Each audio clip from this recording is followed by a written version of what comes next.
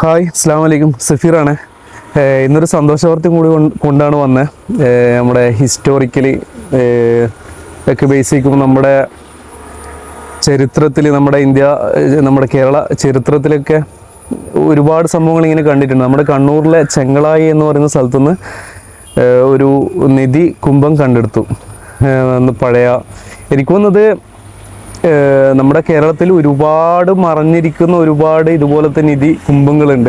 കാരണം അത്രമാത്രം ഹിസ്റ്റോറിക്കലി ബാക്ക്ഗ്രൗണ്ടുള്ള പിന്നെ ഒരു കൊച്ചു നാടാണ് നമ്മുടെ കേരളം.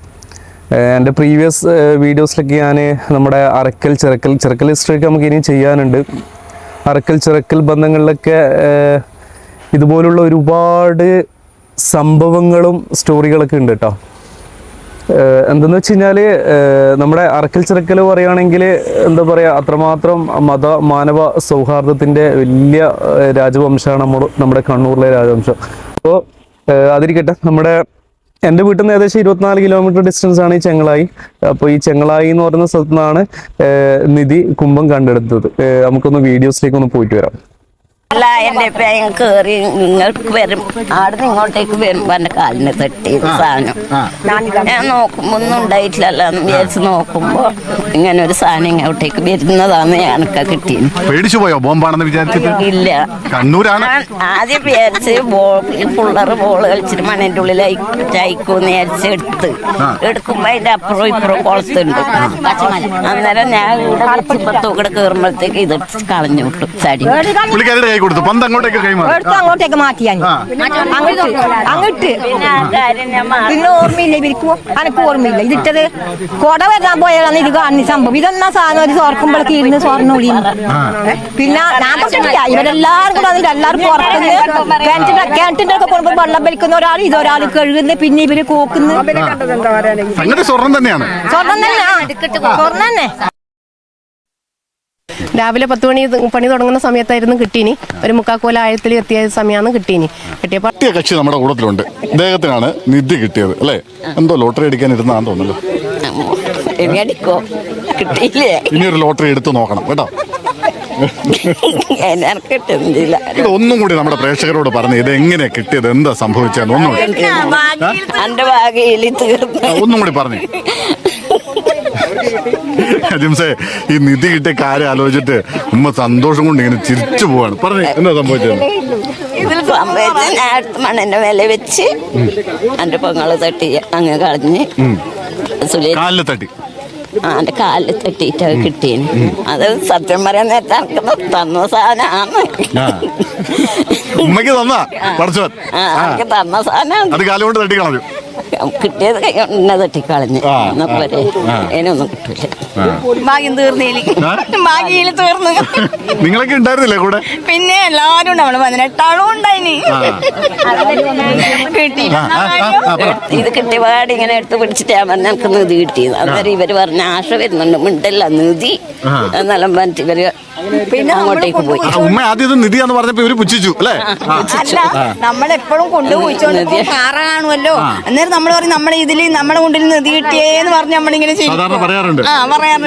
അങ്ങനെ കിട്ടിയതാന്ന് വിചാരിച്ചു. എന്തായാലും പുലി വരുന്നേ പുലി എന്ന് പറഞ്ഞു ഒരു ദിവസം കോയൻ 13. പിന്നെ വെള്ളി നാണയം നമ്മൾ എണ്ണീറ്റില്ല, കഴുകിയിട്ട് അങ്ങനെ കൊടുക്കും. എത്രയാന്ന് നമ്മൾ ശ്രദ്ധിച്ചിട്ടില്ല. മുത്തുമണിയും ഒരുപാടുണ്ടായിരുന്നു. പിന്നെ 13 അങ്ങനെ ഉണ്ടായിരുന്നു. അതിലൊരു മുത്തുമണി ഇന്ന് എനിക്ക് കിട്ടി. ഇവിടെ വന്ന് നോക്കിയാലും 2 നാണയവും കിട്ടി. അതെല്ലാം പിന്നെ ഇപ്പം പോലീസിന് നമ്മൾ കൈമാറുന്നു. അതാണ്. പിന്നെ 2 ജിംക്കി ഉണ്ടായിന് കൂട് 2 അത് നിങ്ങൾ വലിയ കണ്ടിട്ടില്ലേ? അത് ഇത് ഇവിടെ ഇങ്ങനെ ഇടുന്ന തുളച്ചിടുന്ന സാധനം, അത് ഇവര് തന്നെ അങ്ങനത്തെ കുറെ ഉണ്ടായിന്. അത് ആണിയില്ല സാധനമാണ്. 2-3-4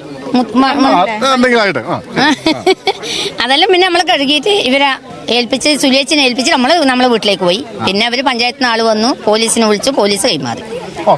ഇത്രയും സാധനങ്ങളായിരുന്നു അജിംസ് ഉണ്ടായിരുന്നു. അത് പോലീസിനെ ഏൽപ്പിക്കുന്നു.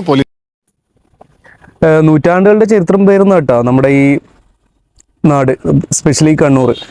ഇപ്പൊ ഈ നിധി കിട്ടിയ സ്ഥലം ഈ നമ്മുടെ ഇരിക്കൂർ അല്ലെങ്കിൽ ശ്രീകണ്ഠാപുരം ആ ഭാഗത്തൊക്കെ ആയിട്ട് ടച്ചുള്ളതാണ്.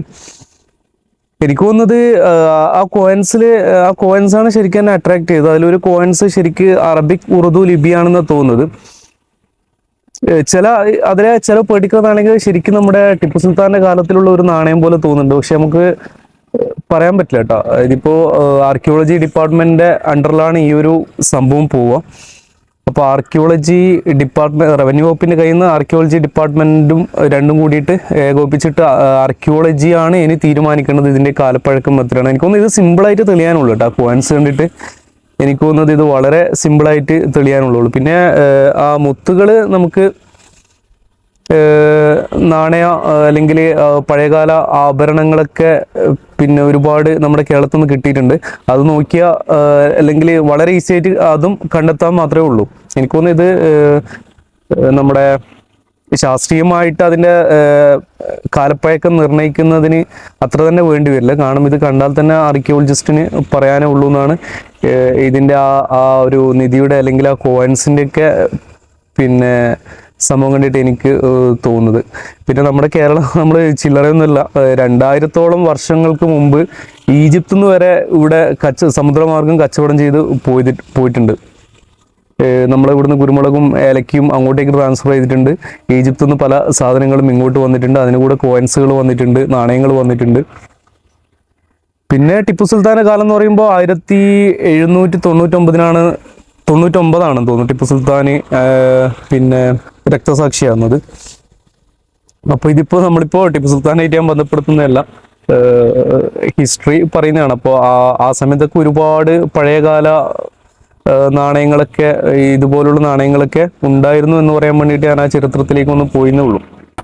ടിപ്പു സുൽത്താൻ്റെ കാര്യം പറയുമ്പോൾ നമ്മുടെ പഴശ്ശി കാലഘട്ടങ്ങളിലും നമ്മുടെ പഴശ്ശി മ്യൂസിയങ്ങളിലൊക്കെ, നമ്മുടെ വയനാട് പഴശ്ശി മ്യൂസിയത്തിലൊക്കെ പഴയകാല സാധനങ്ങൾ കാണാട്ടോ. പിന്നെ നമ്മുടെ കണ്ണൂർ കുറച്ച് സംഭവങ്ങളുണ്ട്. നമ്മുടെ കണ്ണൂർ അറക്കൽ മ്യൂസിയം, ഞാനതിൻ്റെ വീഡിയോ ചെയ്തിട്ടുണ്ട്, ഞാനതിൻ്റെ ഡെസ്ക്രിപ്ഷൻ ചെയ്യാം. അതിനകത്തും പഴയകാല ആൻറ്റിക് ഒരുപാട് ഒബ്ജക്ട്സ് ഒക്കെ ഉണ്ട്. കോയിൻസ് ഞാൻ അവിടെ കണ്ടതായിട്ട് എൻ്റെ ഓർമ്മയില്ല. പിന്നെ മണ്ണിൽ കുഴിച്ചിടുക എന്നുള്ളത് പഴയകാലത്തെ ഒരു സേഫ്റ്റിക്ക് യൂസ് ചെയ്യുന്നതാണെന്ന് ഞാൻ മനസ്സിലാക്കുന്നത്. കാരണം അന്ന് ഒരുപാട് നാട്ടുയുദ്ധങ്ങളും ഒക്കെ കലുഷിതമായ ഒരു അന്തരീക്ഷം ഉണ്ടായിരുന്നു. ആ സമയങ്ങളിൽ ഒരുപക്ഷെ ഇങ്ങനെയുള്ള സംഭവങ്ങൾ കുഴിച്ചിട്ട് അവർ പിന്നീട്, കാരണം ഒരു ഇന്നത്തെ കാലത്തോടെയാണ് ഇന്നത്തെ കാലവും ഡിഫറെൻ്റ് ആണ്. ഒരു മിലിറ്ററി അധിനിവേശങ്ങളൊക്കെ ഉണ്ടാവുമ്പോൾ കുഴിച്ചിടുന്നതും ആകാം. അങ്ങനെയുള്ള ചില സംഭവങ്ങളും ഒരുപാട് നിധികൾ അങ്ങനെ കിട്ടിയതായിട്ട് നമ്മൾ കണ്ടിട്ടുണ്ട്. എനിക്കൊന്ന് ഇരിക്കൂർ ഭാഗത്തുനിന്ന് മുമ്പ് ഇതുപോലൊരു നിധി കിട്ടിയതായിട്ട് എൻ്റെ ഒരു ഓർമ്മയിലുണ്ട്. അൺഫോർച്ചുനേറ്റ്ലി, നിർഭാഗ്യവശാൽ നമ്മുടെ ഗവൺമെൻറ് ശരിക്കും നിധി കിട്ടിയവർക്ക് അല്ലെങ്കിൽ ആ ലാൻഡിന് നിധി കിട്ടിയവർക്ക് കാര്യമായ ലാഭമൊന്നും ഇല്ല എന്നാണ് ഞാൻ മനസ്സിലാക്കുന്നത്. അതിൻ്റെ ഒരു ഇത്ര പെർസെൻറ്റേജ് പിന്നെ നമ്മുടെ ആ ലാൻഡിൻ്റെ ഓണർക്ക് കിട്ടുമെന്നാണ് ഞാൻ മനസ്സിലാക്കുന്നത്. അത് എനിക്ക് തോന്നുന്നു ഒരുപാട് വർഷങ്ങൾക്ക് ശേഷമൊക്കെ ആയിരിക്കാം അതിൻ്റെ പ്രൊസീജിയറൊക്കെ നടന്നു. അൺഫോർച്ചുനേറ്റ്ലി അതൊരു പ്രയാസം ഉണ്ടാക്കുന്ന കാര്യമാണ്. ശരിക്കും ആ ലാൻഡ് ഓണർക്ക് അല്ലെങ്കിൽ അങ്ങനെയാണ് അതിലൊരു പെർസെൻറ്റേജും കൃത്യമായ ലെവലിൽ കൊടുക്കാൻ പറ്റണം എന്നാണ് എൻ്റെ ഒരു ആഗ്രഹം. പക്ഷെങ്കിൽ അതിനും എന്തെന്ന് വെച്ച് കഴിഞ്ഞാൽ ഈ ഇപ്പോൾ കിട്ടിയ നിധിക്ക് തന്നെ അതിൻ്റെ ഇന്നത്തെ സ്വർണത്തിൻ്റെ വാല്യൂ, അത് കാരണം അവരുടെ സ്വർണം ഡിഫറെൻ്റ് ആണ്, അത്രമാത്രം പ്യൂരിഫൈഡ് ആയിരിക്കും.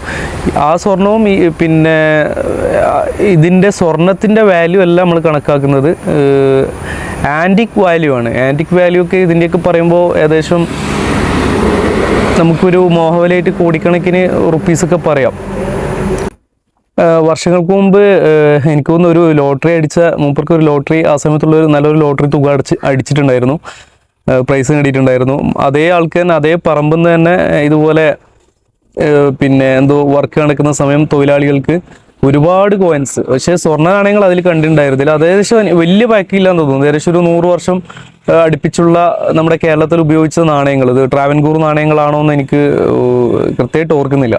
ഓക്കെ, അങ്ങനെ ഒരു സംഭവം കൂടി നമ്മുടെ മാധ്യമങ്ങളിൽ റിപ്പോർട്ട് വന്നിട്ടുണ്ടായിരുന്നു. അതുകൂടാതെ മറ്റുള്ള ഇതിന് പ്രീവിയസ്ലി നിധി കിട്ടിയ പല ന്യൂസും നമ്മുടെ 5, 8, 9 വർഷങ്ങൾക്ക് മുമ്പൊക്കെ നമ്മുടെ യൂട്യൂബ് സെർച്ചിൽ പോയി കഴിഞ്ഞാൽ കാണാം, നമ്മുടെ പ്രമുഖ ചാനലുകൾ ചെയ്തത് തന്നെ. നിലവിൽ ഈ ഇപ്പം കണ്ട നാണയത്തിൻ്റെ ഒരു ക്ലോസ്ഡ് പിക്ചർ ഞാൻ ഫുള്ളായിട്ട് കണ്ടിട്ടില്ല.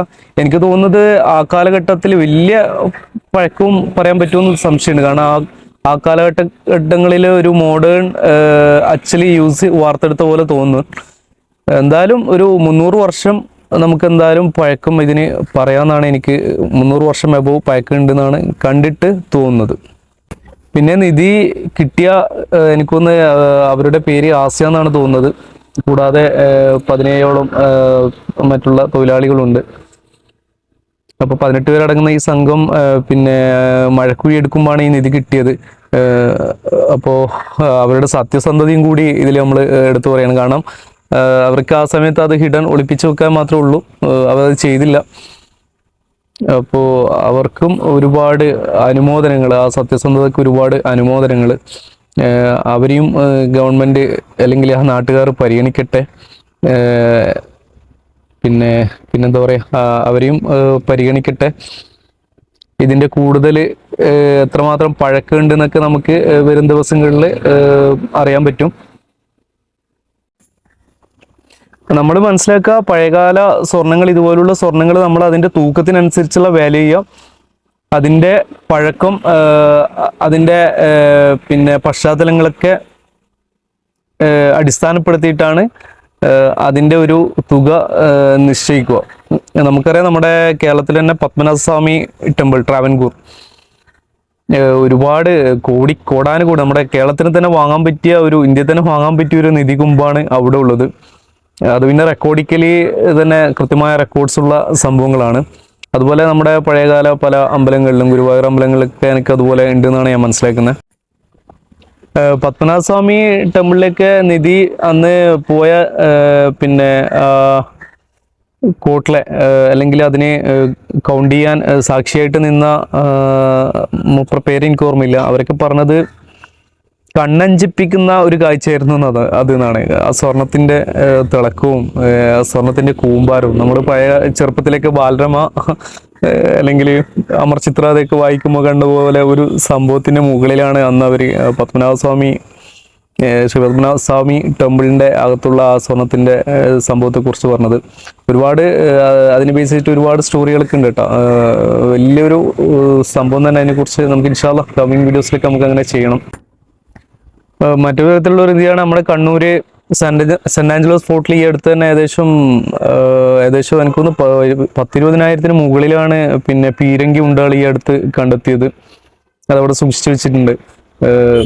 എന്നതുപോലെ നമ്മുടെ കേരളത്തിൽ പല സ്ഥലങ്ങളിലും മണ്ണിനടിയിലും മറ്റുള്ള സ്ഥലങ്ങളൊക്കെ ആയിട്ട് പഴയകാല ഒബ്ജക്ട്സ് ഒരുപാടുണ്ട്. നമ്മുടെ ശ്രീപത്മനാഭസ്വാമി ടെമ്പിളിൽ തന്നെ നമ്മുടെ അടുത്ത് പിന്നെ തീപ്പെട്ടുപോയ നമ്മുടെ നല്ലൊരു ഫേമസ് ആയിട്ടുള്ള രാജാവായിരുന്നു. വലിയൊരു മനുഷ്യനായിരുന്നു, വലിയ മനസ്സിനുടമയായിരുന്നു. ഒരു പേര് എനിക്ക് ഓർമ്മ കിട്ടുന്നില്ല. അവര് ഇപ്പൊ പിന്തലമുറക്കാരും അത് അണിയുന്നുണ്ട്. പിന്നെ അമ്പലത്തിലെ ഘോഷയാത്രകളിലും പിന്നെ ആ ടെമ്പിളുമായിട്ട് ബന്ധപ്പെട്ട ആചാരങ്ങളിലൊക്കെ അവർ കഴുത്തിൽ ഒരു യൂസ് ചെയ്യുന്ന ഒരു ആഭരണം കാണാം. അതിൻ്റെ ഒരു പതക്കം, ഒരു ഗ്രീൻ ആയിട്ടുള്ള, എനിക്കൊന്നും അത് വളരെ പ്രീഷ്യസ് ആയിട്ടുള്ള ഒരു സ്റ്റോണാണ്. ഒരു ഗ്രീൻ സ്റ്റോണ് ഞാൻ കണ്ടിട്ടുണ്ട്. അതിൻ്റെ ഫോട്ടോ ഞാൻ ജസ്റ്റ് താഴെ കാണിക്കാം.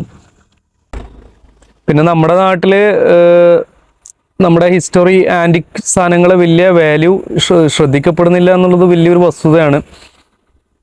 ലണ്ടൻ നമ്മുടെ നാട്ടിൽ നിന്നും പലതും കടത്തിക്കൊണ്ടുപോയ ബ്രിട്ടീഷ് രാജവംശം ഇന്നും ഇവിടുന്ന് കടത്തിക്കൊണ്ടുപോയ എല്ലാ സാധനങ്ങളും അതുപോലെ സൂക്ഷിക്കുന്നുണ്ട്. അതുപോലെ ഒരുപാട് ജനറൽ ഡ്യൂട്ടിയിലുണ്ടായിരുന്ന മിലിറ്ററി ഉദ്യോഗസ്ഥർ അവരുടെ പാരമ്പര്യമായിട്ട് തന്നെ അവരിവിടുന്ന് യുദ്ധത്തിലും യുദ്ധാനന്തരത്തിലും കൊണ്ടുപോയ സാധനങ്ങൾ അവരുടെ തലമുറയായിട്ട് ഇന്നും ലണ്ടനിൽ അവരുടെ പാരമ്പര്യ സ്വത്തായിട്ട് അവർ കീപ്പ് ചെയ്യുന്നതായിട്ടും കാണാം.